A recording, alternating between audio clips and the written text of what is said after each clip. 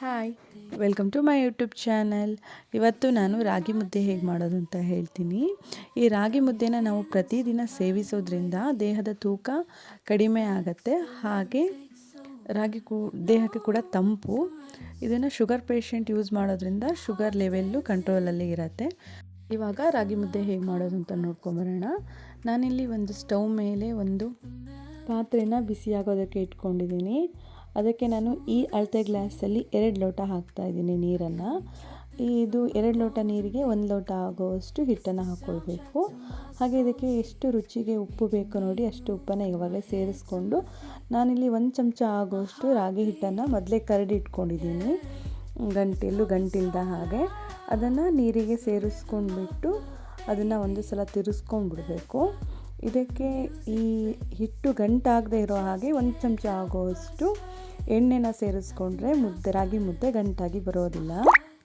ಹಾಗೆ ಒಂದು ಸಲ ತಿರುಗಿಸ್ಕೊಂಡ್ಬಿಟ್ಟು ನಾವು ಅದನ್ನು ಇವಾಗ ಮುಚ್ಚಳ ಮುಚ್ಚಿ ಅದು ಕುದಿ ಬರೋವರೆಗೂ ಮುಚ್ಚಳ ಮುಚ್ಚಿ ಇಟ್ಕೊಬೇಕು. ಇದು ಕುದಿ ಬರೋ ಹೊತ್ತಿಗೆ ಯಾವ ಗ್ಲಾಸಲ್ಲಿ ನಾವು ನೀರನ್ನು ತಗೊಂಡಿದ್ವೋ ಅದೇ ಗ್ಲಾಸಲ್ಲಿ 1 ಗ್ಲಾಸ್ ಆಗೋವಷ್ಟು ರಾಗಿ ಹಿಟ್ಟನ್ನು ಅದಕ್ಕೆ ಸೇರಿಸ್ಕೊಂಡ್ಬಿಟ್ಟು ಅದನ್ನು ಹಾಗೆ ಮುಚ್ಚಳ ಮುಚ್ಚಿ ಇಡಬೇಕು. ನಾವು ಹಿಟ್ಟು ಹಾಕಿದ ತಕ್ಷಣ ತಿರುಗಿಸ್ಲಿಕ್ಕೆ ಹೋದರೆ ಅದು ರಾಗಿ ಮುದ್ದೆ ಗಂಟಾಗೋ ಸಾಧ್ಯತೆ ಇರುತ್ತೆ. ಆಮೇಲೆ ಮುಚ್ಚಳ ತೆಗೆದು ಆ ನೀರೆಲ್ಲ ಹಿಟ್ಟಿನ ಮೇಲೆ ಬರೋಕ್ಕೆ ಶುರುವಾಗತ್ತೆ. ಆ ಹೊತ್ತಿಗೆ ನಾವು ತಿರ್ಗಿಸ್ಕೊಂಡ್ರೆ ಸಾಕು. ನೀಟಾಗಿ ತಿರುಗಿಸ್ಕೊಳ್ಬೇಕು.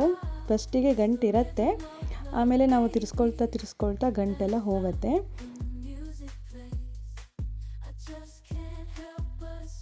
ಹೀಗೆ 1-2 ನಿಮಿಷ ತಿರುಗಿಸ್ಕೊಳ್ತಾ ಹೋದರೆ ನೀಟಾಗಿ ಗಂಟೆಲ್ಲ ಉಡ್ಕೊಳ್ಳುತ್ತೆ. ನಾವು ಆ ಸೌಟ್ ಸಹಾಯದಿಂದ ಗಂಟನ್ನು ತೆಕ್ಕೊಳ್ಬೇಕು. ಈ ಥರ ನಾವು ಎಣ್ಣೆ ಹಾಕಿರೋದ್ರಿಂದ ಹಾಗೆ ಈ ಥರ ನೀರು ಕುದ್ರ ಮೇಲೆ ನಾವು ಹಿಟ್ಟಾಗಿ ತಿರ್ಸೋದ್ರಿಂದ ಗಂಟಾಗೋ ಸಾಧ್ಯತೆ ತುಂಬ ಕಡಿಮೆ ಇರುತ್ತೆ. ಅದನ್ನು ನೀಟಾಗಿ ಒಂದು ಸಲ ತಿರುಗಿಸ್ಕೊಂಡು ಆ ತಳ ಎಲ್ಲ ಬಿಡತ್ತೆ. ಈ ಥರ ಆದರೆ ಅದು ಬೆಂದಿದೆ ಅಂತ ಅರ್ಥ. ಬೇಯಲಿಕ್ಕೆ 15 ನಿಮಿಷ ತಗೊಳತ್ತೆ. ರಾಗಿ ಹಿಟ್ಟು ಈ ಹದಕ್ಕೆ ಬರೋವರೆಗೂ ತಿರುಗಿಸ್ಕೊಳ್ತಾ ಇರಬೇಕು. ರಾಗಿ ಮುದ್ದೆನ ಒಬ್ಬೊಬ್ಬರು ಒಂದೊಂದು ಥರ ಮಾಡ್ತಾರೆ. ನನಗೆ ಇದು ಈಸಿ ಅನಿಸುತ್ತೆ, ಹಾಗಾಗಿ ನಾನು ಈ ಥರನೇ ಮಾಡ್ತೀನಿ. ಈ ಹಿಟ್ಟು ಇಷ್ಟು ಬೆಂದಾದಮೇಲೆ ನಾನು ಸ್ಟವನ್ನು ಲೋ ಫ್ಲೇಮಲ್ಲಿ ಇಟ್ಕೊಂಡು 2-3 ನಿಮಿಷ ಹಾಗೆ ಮುಚ್ಚಳ ಮುಚ್ಚಿ ಹಾಗೆ ಬೇಯಲಿಕ್ಕೆ ಬಿಡ್ತೀನಿ. ಅದಾಗಿ 3 ನಿಮಿಷ ಆದಮೇಲೆ ಅದನ್ನು ಬಿಸಿ ಇರಬೇಕಾದ್ರೇ ಮುದ್ದೆ ಕಟ್ಟಿದ್ರೆ ತುಂಬ ಒಳ್ಳೆಯದು.